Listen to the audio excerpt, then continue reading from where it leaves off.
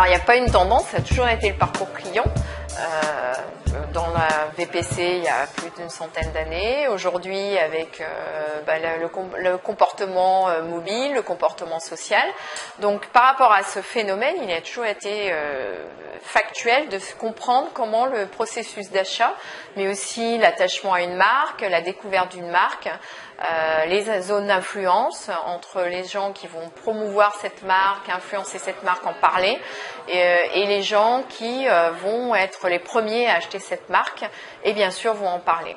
Donc le data mining évolue, puisqu'aujourd'hui il y a une grande variété de possibilités, de variables. Il y a des lieux différents comme les réseaux sociaux, comme les applications mobiles qui sont très très intéressantes parce qu'elles ont deux aspects. L'application est universelle dans son environnement. Elle est normalement géolocalisée où on se trouve. Elle a un aspect de personnalisation du contenu par rapport au comportement du consommateur sur son lieu ou dans son espace de vie. Et enfin, elle est très personnelle, elle est intime. Une application, aujourd'hui, si je demande à quelqu'un de me prêter son téléphone, il y a peu de chances qu'il me le montre et surtout qu'il me laisse naviguer sur toutes ces applications.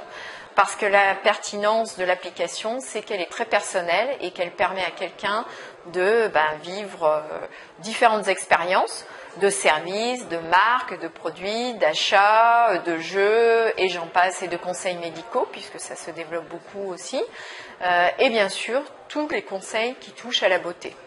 Donc à partir de ce moment-là, la façon dont je vais utiliser et alimenter cette application va m'apprendre des choses sur l'utilisation d'un produit, sur moi-même, va me faciliter la vie. Elle doit me permettre, soit en data mining, et c'est là où il faut faire le choix, est-ce que ça va être plus une personne qui va rechercher un gain de temps ou une personne qui va chercher à avoir du plaisir et à avoir un soutien, et qui dans ce cas-là, positivement, va chercher à perdre du temps.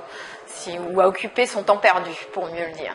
Donc par rapport à ces deux aspects, le data mining et les techniques de data mining ont évolué et permettent justement de capter les différents utilisateurs pour personnaliser l'application en fonction du besoin et des habitudes.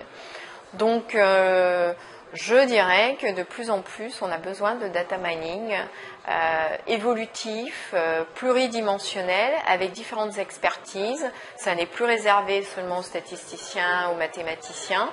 C'est une combinaison de compétences qui font bien sûr appel à des modèles analytiques avancés, avec une grande connaissance du parcours client, de l'expérience produit, et bien sûr des approches marketing sur différents supports, que ce soit les réseaux sociaux, les vidéos ou les applications. D'accord. Alors si tu peux donner un exemple concret que tu as vécu dans ta carrière justement sur cette intégration de la mobilité ou des réseaux sociaux, ça serait lequel? Qu'est-ce que ça a apporté en fait, en quelques mots? Alors un exemple concret, c'est quand le data mining est décloisonné, qu'il certes peut s'appeler marketing prédictif ou approche exploratoire, et qu'il permet de servir par exemple le ciblage de clients, qu'ils soient sur le lieu de vente, sur le e-commerce ou sur les réseaux sociaux, sur un territoire géographique, et de le voir en temps réel.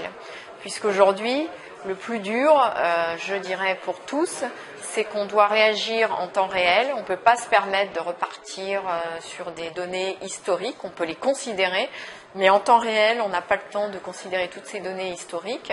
Et le plus bel exemple, c'est de voir la distribution d'un produit au niveau géographique, au niveau analytique, de voir la montée en charge d'une application, où le data mining vous donne les différents critères et les différents insights que vous pouvez ensuite utiliser pour alimenter votre application et le succès de votre application.